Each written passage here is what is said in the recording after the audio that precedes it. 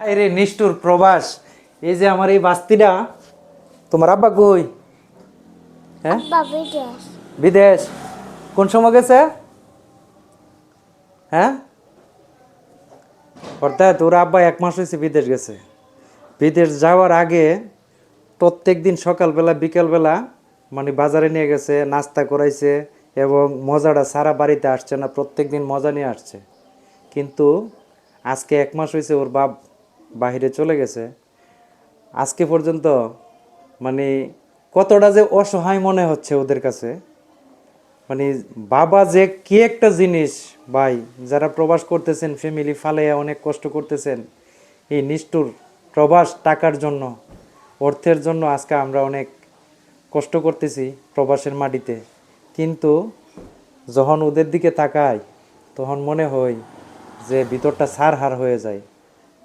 আজকে বললাম তো যে ওর আব্বা 1 মাস হয়েছে গেছে, 1 মাসের ভিতরে মানে ওদের চলাফেরাটা এবং হয়তো হানাহাত দেখাইতেছে, হানাহাত দেখাইতেছে, কিন্তু বাবার যে একটা অভাব, এই অভাবটা কিন্তু সে পূরণ করতে পারতেছে না।